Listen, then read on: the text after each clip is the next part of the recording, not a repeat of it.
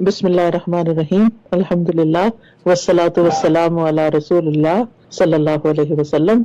शबान जो है ये इस्लामी कैलेंडर का 8वां महीना है जो रजब और रमजान के दरमियान में आता है।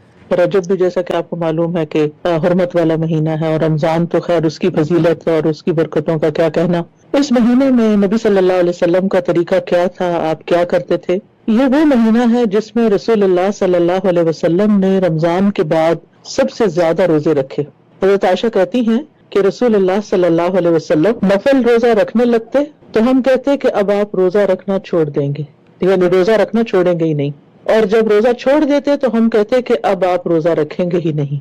और मैंने रसूलुल्लाह सल्लल्लाहु अलैहि वसल्लम को रमजान के अलावा कभी पूरे महीने के नफली रोजे रखते हुए नहीं देखा। जितने रोजे आप शाबान में रखते थे इतने रोजे किसी और महीने में नहीं रखते थे। यानी रमजान के बाद सबसे ज्यादा जिस महीने के रोजे रखने चाहिए हम सबको रसूलुल्लाह सल्लल्लाहु अलैहि वसल्लम की इत्तिबा में, वो शाबान का महीना है।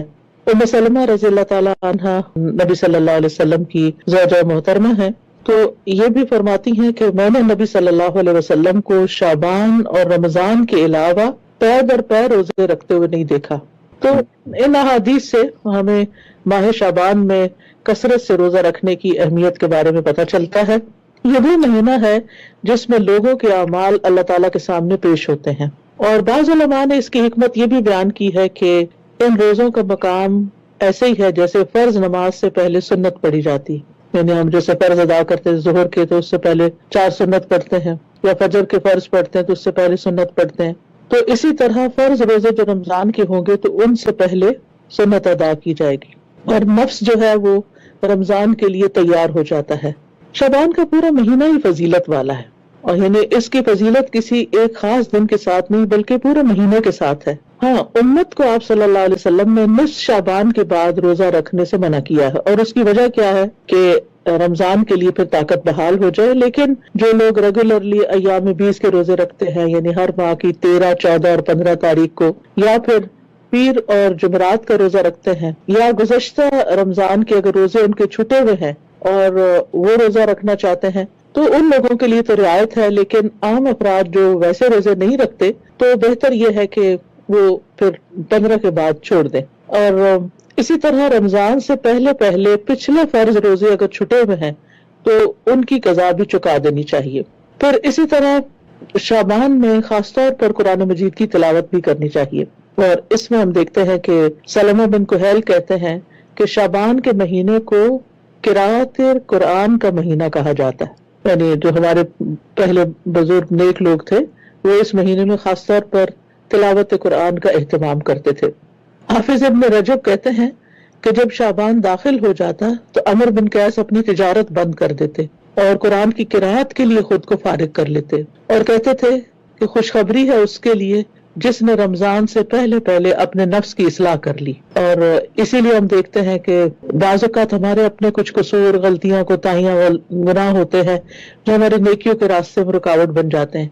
तो उसके लिए भी ये है कि फिर शाबान के महीने में कसरत से इस्तिग़फ़ार भी करनी चाहिए, ताकि हम जब रमजान में दाखिल हों तो भरपूर तरीके से दाखिल हों और खूब खूब इबादत कर सकें, क्योंकि वो नेकियों का मौसम बहार है। तो हमें भी देखना चाहिए कि वो हमारा शाबान कैसे गुजर रहा है, और फिर ये कि हम कितनी तैयारी कर रहे हैं। आमतौर पर लोग रमजान और ईद की तैयारी के लिए इस महीने को बिजनेस का महीना बना लेते हैं, और ज्यादातर टाइम जो है वो फिर दुनिया के कामों में लग जाता है। ठीक है, वो भी इंसान की जरूरत है, लेकिन इसमें भी एतदाल होना चाहिए, क्योंकि रमजान जो है उससे पहले तैयारी जरूरी है। तो शाबान जो है ये तैयारी का महीना है। अबू बकर बल्खी कहते हैं रहमतुल्लाह अलैह कि माह रजब खेती लगाने का महीना है, और माह शाबान खेती को पानी लगाने का महीना है, और माह रमजान खेती काटने का महीना है। यानी उसमें इंसान फिर ज्यादा से ज्यादा नेकियां कमा लेता है, यानी फायदा या नफा उठाता है। तो ये भी कहते हैं कि माह रजब की मिसाल हवा जैसी है, माह शाबान की मिसाल बादलों जैसी है, और रमजान की मिसाल बारिश जैसी है। यानी जैसे पहले हवाएं चलती हैं, फिर बादल आते हैं, फिर उसके बाद बारिश बरसती है। तो जिसने माह रजब में ना तो खेती बोई हो, ना शाबान में खेती को पानी लगाया हो, तो वो रमजान में क्या खेती काटेगा। अल्लाह ताला हमें तौफीक अता फरमाए।